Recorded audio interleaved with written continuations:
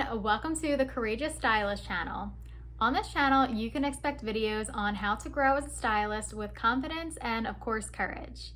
In today's video, we're going to be talking about caption writing for socials. So captions for Instagram, Facebook, and anything like that. So if you're curious on how to write captions or how to improve your captions, then keep on watching. All right, let's get into it. First things first, captions should be entertaining, inspirational, or educational. They can have a mix of the three, or they can be one of those three categories. And the reason why is because on caption writing, we don't want to be informative.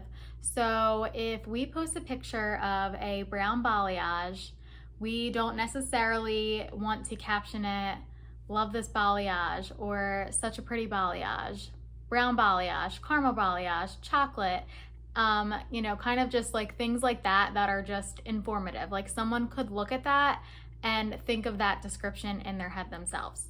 Where if you make it entertaining, inspirational, or educational, then you can kind of show your audience what you have to offer besides offering information. And it also gives them a feeling. So when they're scrolling through on their feed and they decide to stop and read your post, then what that does is it creates a feeling for them and it creates a connection. Even though we're online and we're not physically next to them, it creates a connection. So if they are intrigued by this caption that they see, and they continue to read more, then it's going to leave them wanting more, and it's going to leave them with wanting to follow you and potentially book an appointment with you. And of course, they're going to share a connection with you already because they're going to keep wanting more from you because they already liked what you had to say the first time. So you might be thinking, who the heck are you and why should I listen to you about writing captions on Instagram? So I used to struggle so hard with social media. I come from the generation where I graduated high school in 2012 and Instagram came out in 2012. So I've been on Instagram for at least a decade actually, yes, because it's 2022 right now. So I've been on Instagram for a decade, and when Instagram came out, we were literally like taking pictures in the app, adding filters, and either writing a caption or just putting an emoji, like very basic, like literally prehistoric times of Instagram. And I graduated high school with a cosmetology license because I did it in high school. So I am 18 years old, graduated from high school on Instagram and building a clientele. So I was utilizing it to build my clientele, and Instagram is not what it was 10 years ago, obviously.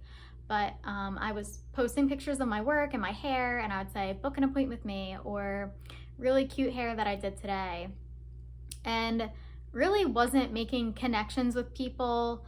I really was just posting my work, and my work sucked, like to just be blunt. And maybe my work didn't suck, but the pictures that I was posting definitely were just not cute. Bad lighting, bad angles, but I really just thought like, oh, I'm going to take a picture of my work and everyone's going to love it and everyone's going to want to book an appointment with me. Well, that did not happen. So, and also we're just in the age of, when I was 18 years old in 2012, I was not interested in handing out business cards to people. I was not interested in like going to cars and putting my business card and flyers on people's cars in parking lots. I was not interested in doing that kind of stuff because we just don't do that. And I kind of did it, but it didn't really feel right. So I had to make a decision. I was like, I either like figure this app out to build my business, or I'm just gonna have to kick it old school and wait for clients to come to me. I worked in a commission salon that was very busy, very reputable. They had a great name. So I was very fortunate in that sense. I did get their overflow, but their overflow isn't who I wanted to see. It wasn't my ideal target client. It wasn't my dream client. So that's when I really just had to make a decision and say to myself, like, we need to figure this out. let's just say maybe 2014 or 2015 at the time is when I like made this decision, like I'm gonna go hard, I'm gonna figure this out and I'm gonna do it. So I took a class with Jamie Dana, hairstylist. I'm sure a lot of you know who she is because she's very popular. I took her Instagram course. It was called something else and now it's called Rise Social Academy.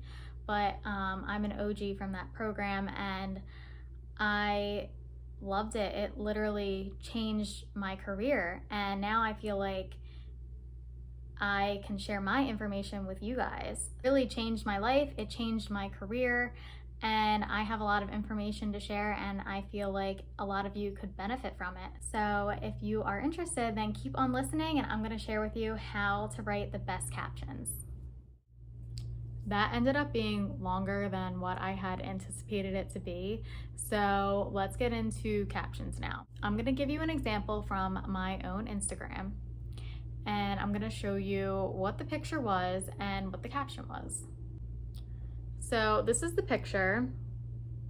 So it's a pretty basic photo. Like there's nothing really crazy about it. There's really nothing special about it. I balayaged her hair. And this is what the caption says. FAQ, how often do I need my hair colored? So right off the bat, my caption starts off with something that's attention grabbing, FAQ, frequently asked question. That is potentially something that a lot of people are gonna wanna stop on because when you say FAQ, how often do I need my hair colored? Do we know how often our clients ask us that? Every time we have clients in our chair, they ask us, when should I come back? When do I need to get my hair done again? Or they might not ask you and they might Google it, but they wanna know. So I always love to educate my clients, and that is something that really helped me build my clientele. My captions are definitely what brought clients to my chair. And of course I'm posting beautiful photos, like the pictures I'm posting are not what they used to be. I definitely make sure that I take the time to make my photos look nice, and you know, if I have to do any minimal editing, I will, but I usually don't because there's really good lighting in my salon. But I take a really nice photo. I'm just using my phone. I'm not using any crazy camera. I'm not using any like clip-on on here. I'm just using this iPhone. I don't even know what iPhone it is, but it's an iPhone. Just use that and it works totally fine. So FAQ, how often do I need my hair colored? My first question to all new clients is, how often are you interested in maintaining your hair? The answer is typically not very often. Pause.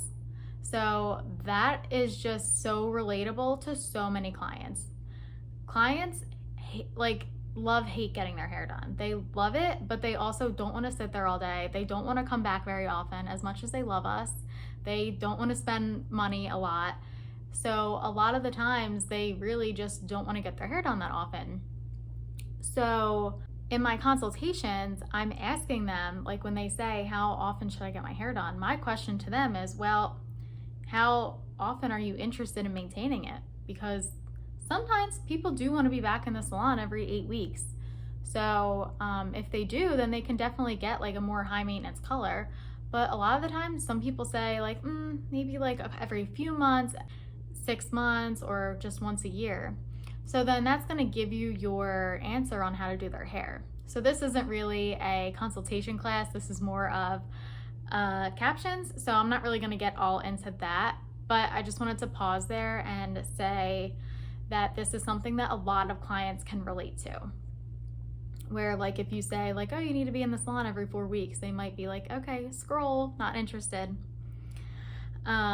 So the next part of my caption, which is a great answer because then I can be sure to apply your color strategically so it grows in beautifully and lasts long for you. The truth is though, whenever you do color your hair, it will always need to be maintained to some capacity so it looks fresh, healthy, and shiny.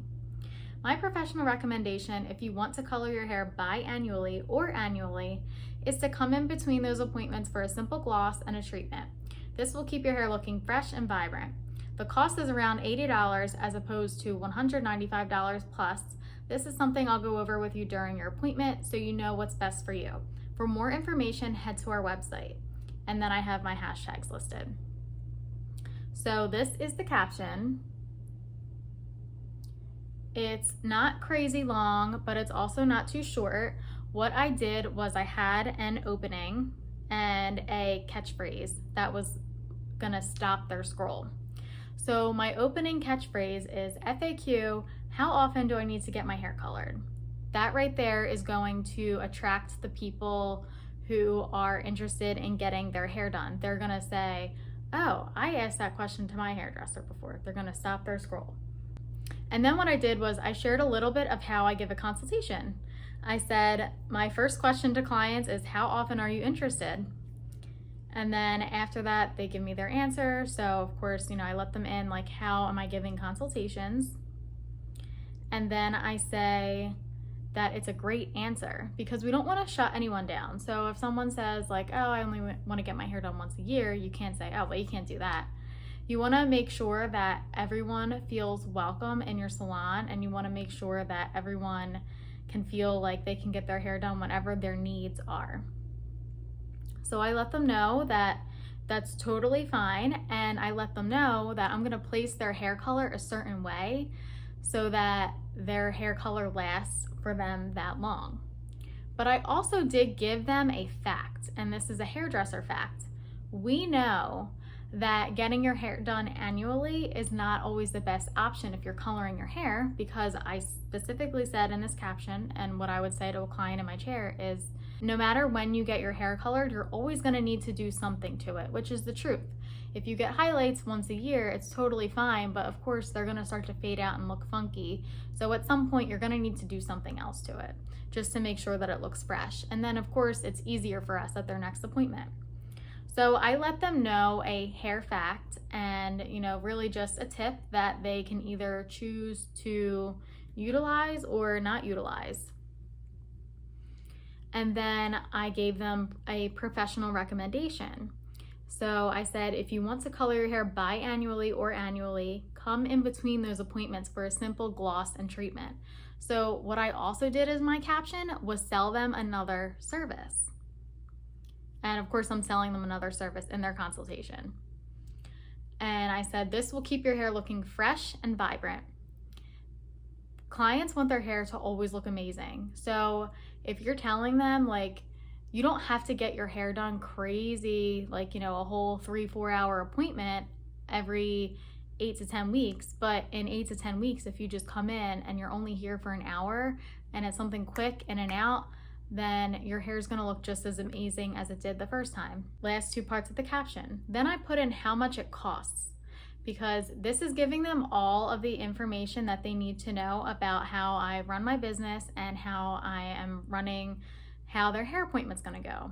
I let them know that the cost of a maintenance appointment, which is a gloss and a treatment, is going to cost around $80 as opposed to $195 plus.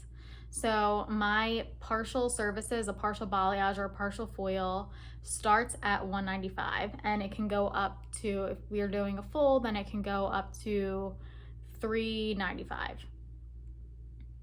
So I'm letting them know that your initial appointment is going to cost this, it's going to start around this much money, but if you come in for a maintenance in 8 to 10 weeks, then you don't have to pay that again. You're paying something smaller, and you're only going to be in the salon for about an hour.